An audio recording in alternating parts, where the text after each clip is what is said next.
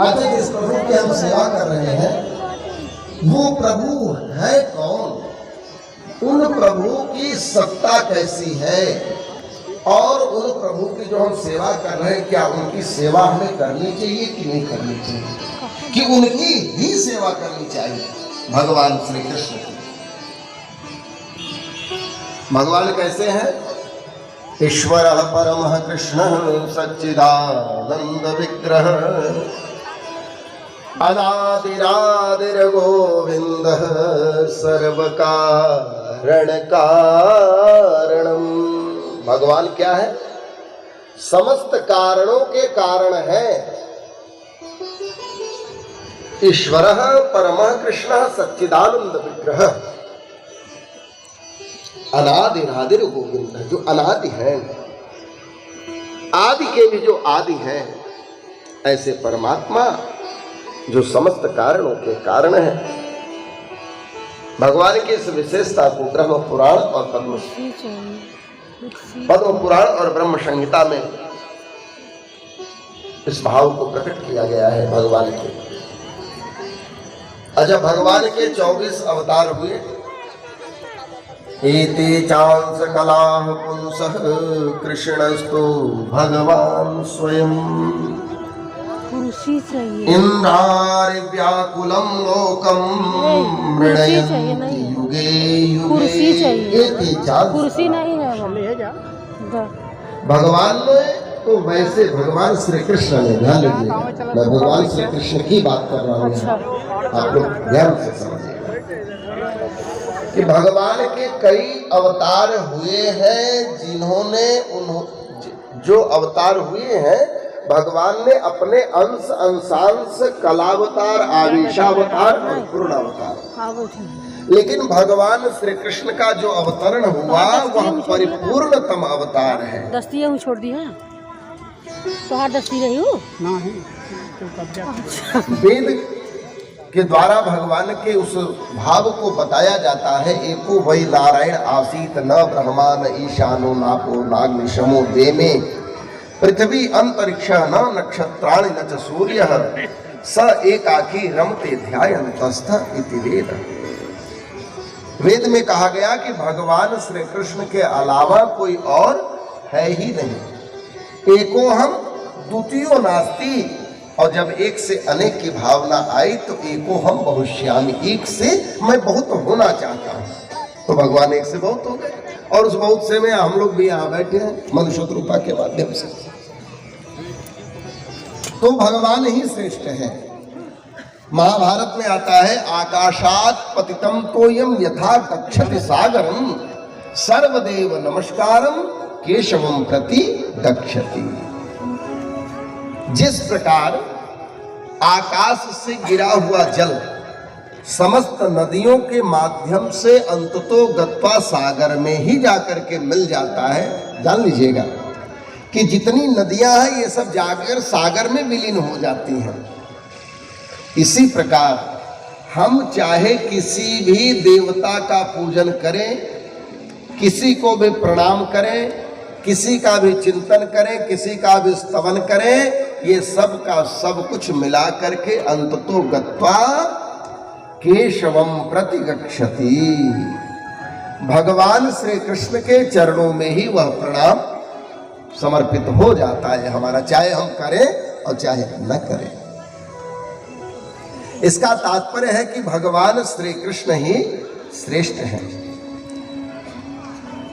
जब भगवान रचना करते हैं सृष्टि की, तो भगवान अपने ही स्वरूप को 3 स्थानों में 3 रूपों में रखते हैं, और 3 प्रकार के विष्णु के रूप को धारण करते हैं। तो पहला है गर्भोदकशायी विष्णु, दूसरा है क्षीरोदकशायी विष्णु, और तीसरा है महाविष्णु। विष्णु त्रीणि रूपाणि पुरुषाख्याम यथो विदुः एकम तु महतं सृष्टम द्वितीयं त्वंडसस्थितं तृतीयं सर्वभूतस्थं तानि ज्ञात्वा विमुच्यते।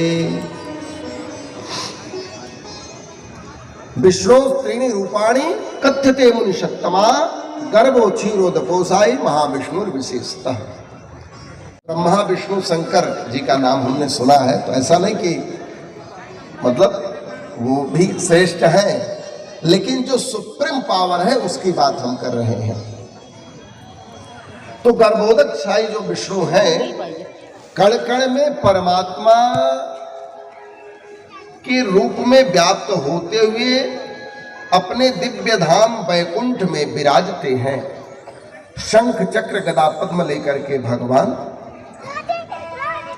तो पूज्यपाद गोस्वामी जी उनके बारे में कहते हैं कि भुज बल विश्व जितब तुम जहिया, भुज बल विश्व जितब तुम जहिया, धरि हरि विष्णु मनुज तन तहिया, धरि हरि विष्णु मनुज तन तहिया। विष्णु रूप धारण प्रत्येक युग में भगवान करते हैं। 28वें त्रेता और 28वें द्वापर में अंशी श्री कृष्ण का त्रेता में श्री राम के रूप में अवतार होता है। अच्छा, एक बात और भी है, भगवान श्री राम और भगवान श्री कृष्ण में कोई अंतर नहीं है। राम कृष्ण दो एक है, अंतर नहीं विशेष। इनके नयन गंभीर हैं, उनके चपल विशेष। जब भगवान श्री रामचंद्र जी मिथिला में गए तो उनकी नजर नीचे थी, और जब कन्हैया जी गए तो वो ऐसे सबको देख रहे थे कि उनको कौन कौन देख रहा है। यही अंतर है, कोई ज्यादा अंतर नहीं है। कभी समय मिलेगा तो उस विषय पर भी चर्चा हो जाएगी। तो भगवान कैसे हैं, किस प्रकार से विराजमान है?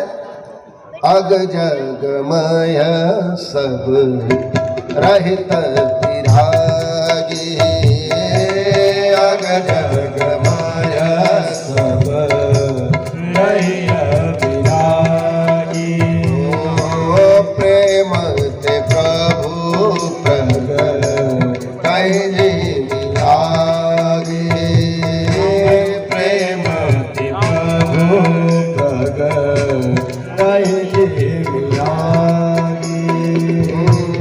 हरि व्यापक सर्वत्र समान, हरि व्यापक सर्वत्र समान, प्रेम ते प्रगट होहि मय जाता, प्रेम ते प्रगट होहि मय जाता। तो गर्भोदक शाही विष्णु जो है ये अणु अणु कण कण में विराजमान है। हरि व्यापक सर्वत्र समान, समान भाव से। ऐसा नहीं कि हमारे में थोड़े ज्यादा हो गए और आप में थोड़े कम हो गए, हाथी में थोड़े बड़े हो गए, चींटी में थोड़े छोटे हो गए। भगवान एकदम सूक्ष्माति सूक्ष्म समभाव से अणु अणु कण कण में विराजमान है। गर्भोदक शाही विष्णु। और दूसरे हैं क्षीरोदक शाही विष्णु। और ये विष्णु कैसे हैं? जो क्षीर सागर में शेष सैया पर योग निद्रा में 6 महीने शयन करते हैं। आषाढ़ शुक्ल एकादशी अर्थात विष्णुशयनी एकादशी से लेकर के कार्तिक शुक्ल एकादशी पर्यंत। और जब भगवान सो जाते हैं तो इस समय सारे मंगल कार्य बंद हो जाते हैं, न विवाह होगा न गृह प्रवेश होगा नियम से। जब भगवान पुनः जागृत होते हैं तब यह कार्य फिर प्रारंभ हो जाता है, मंगल कार्य। और तीसरे हैं महाविष्णु। अच्छा, महाविष्णु ही भगवान के विराट स्वरूप है। गर्भोदक साई विष्णु, क्षीरोदक साई विष्णु और महाविष्णु। और महाविष्णु कैसे हैं?